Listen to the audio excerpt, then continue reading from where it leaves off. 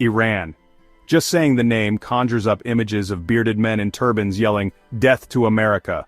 But honestly, the reality is far more nuanced and, far more terrifying. See, Iran has been playing a dangerous game for years, a game of nuclear hide-and-seek. They claim it's for peaceful purposes, the rest of the world, not buying it. The world is watching Iran, holding its breath. Why? Because a nuclear-armed Iran is a scary thought. It throws gasoline on the already raging fire of the Middle East. It threatens global security, and yeah, it makes everyone nervous. So, let's dive into the world of Iranian nuclear secrecy, shall we? Buckle up, folks, it's going to be a bumpy ride. When most people think of Iran's nuclear program, they might picture a single secretive building tucked away in the desert. But the reality is far more complex, and much harder to keep tabs on. Imagine trying to watch over not just one but dozens of facilities, each with its own security, its own secrets, and its own role in a much larger puzzle. For international inspectors, it's a logistical nightmare. Instead of a single, easy-to-find location, Iran's nuclear ambitions are spread out across a sprawling network of sites. Some are officially declared to the world, while others remain shrouded in secrecy, their true purpose hidden behind layers of bureaucracy and desert sand.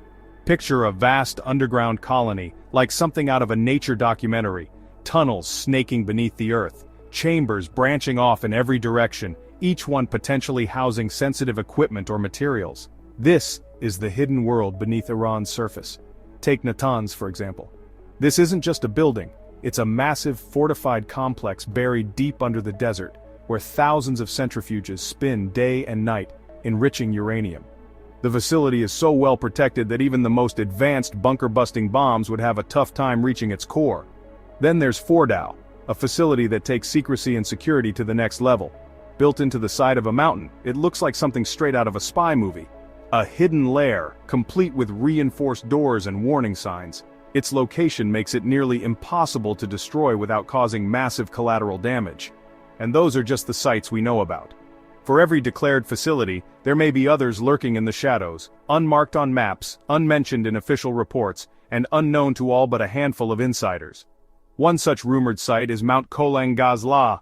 Whispers suggest it's home to a labyrinth of tunnels so extensive they could hide thousands of centrifuges, all operating far from prying eyes.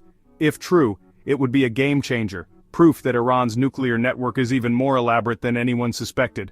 And let's not forget about places like Varamin and Turkuzabad.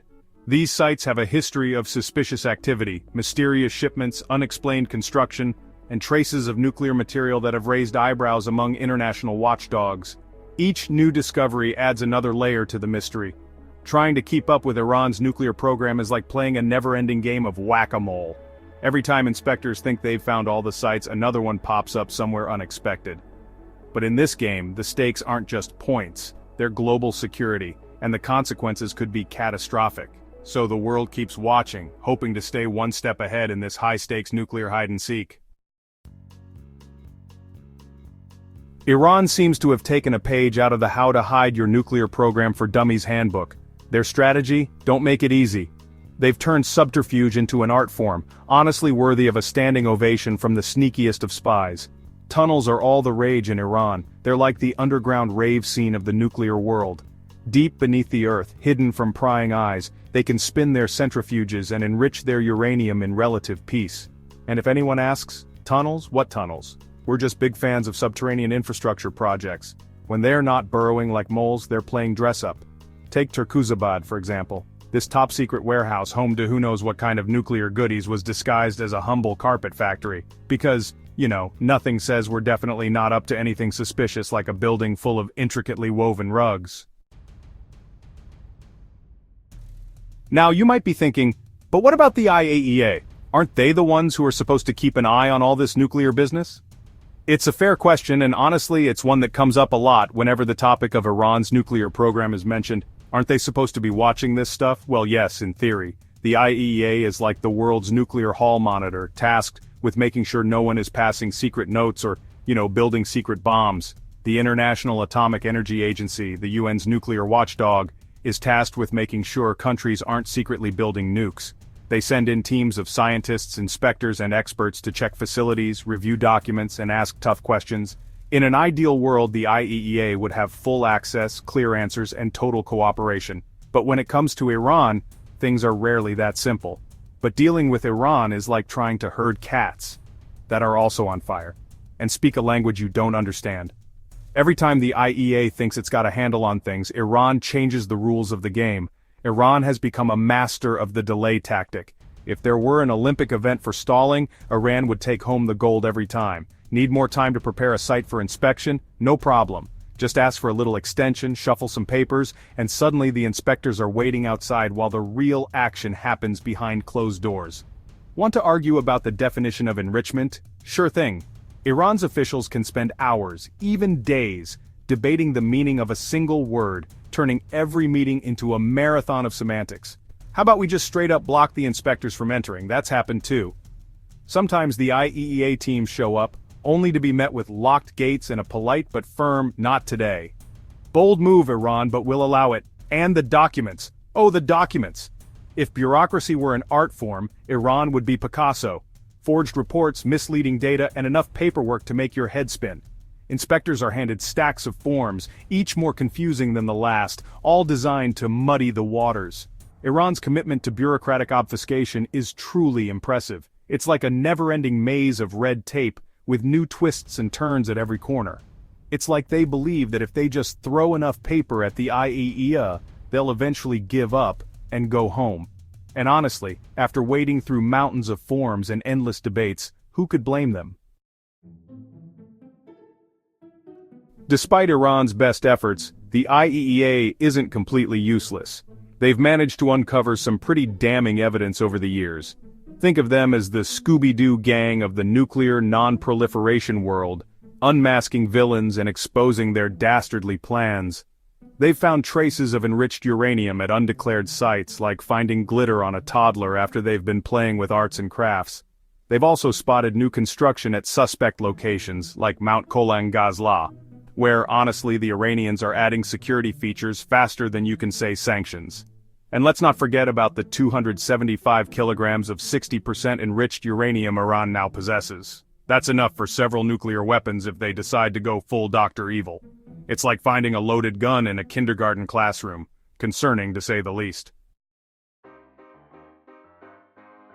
Let's take a quick trip down memory lane, shall we? Buckle up, because the story of Iran's nuclear ambitions is anything but straightforward. It's a tale of secret construction, international intrigue, and high-stakes diplomacy, all unfolding in a region already on edge.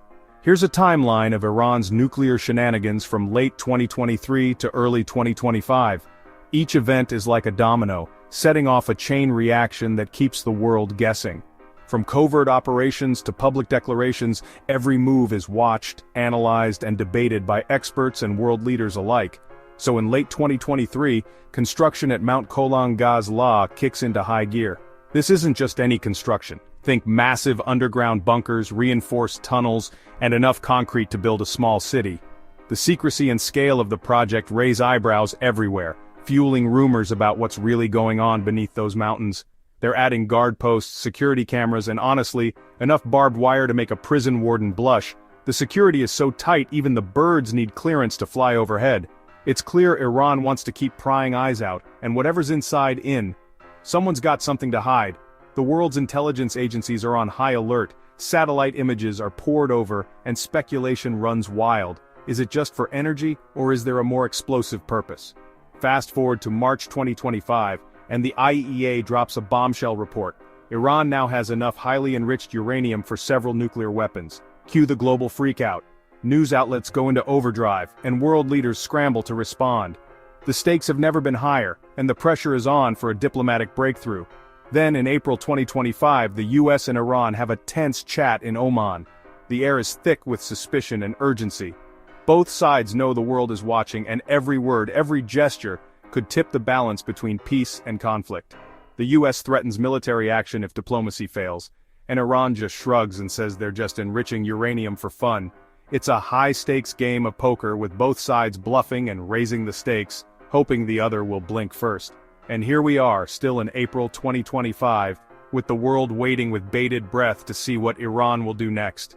Newsrooms buzz, analysts debate, and ordinary people everywhere wonder if we're on the brink of a new crisis or a breakthrough. Will they choose the path of diplomacy or the path of nuclear brinkmanship? The stakes couldn't be higher, and the next move could change the course of history. Stay tuned. So, here we are, folks, at a global impasse. Iran wants sanctions, relief, and recognition as a regional power. The US, Israel, and the rest of the world want assurances that Iran won't become the next nuclear-armed state. It's a high-stakes game of chicken, with the fate of the Middle East, and possibly the world, hanging in the balance. The US is rattling its sabers, threatening military action if diplomacy fails. Israel, never one to mince words, is making it clear that they will not tolerate a nuclear-armed Iran. And the IAEA? They're stuck in the middle, trying to play referee in a game where no one wants to follow the rules. It's a thankless job, but someone's got to do it. As the clock ticks, the world watches and waits. Will Iran back down and agree to dismantle its nuclear program? Or will they call the world's bluff and push forward, risking a regional war with global consequences? It's a tense and uncertain time. The stakes couldn't be higher. The world holds its breath, hoping for the best, but fearing the worst. So why should you care about all of this? Why does it matter if Iran has a secret nuclear program? Well, for starters, nuclear weapons are bad, like really bad. They have the potential to wipe out entire cities and cause widespread environmental devastation. But it's more than just the bombs themselves, it's about the message it sends. A nuclear-armed Iran would destabilize the entire Middle East, sparking a regional arms race and increasing the likelihood of conflict. And let's not forget about the threat of nuclear terrorism. If Iran were to develop nuclear weapons, what's to stop them from sharing that technology with terrorist groups? It's a chilling thought. That's why Iran's nuclear program matters. It's not just a regional issue, it's a global one. And it's a problem that demands our attention.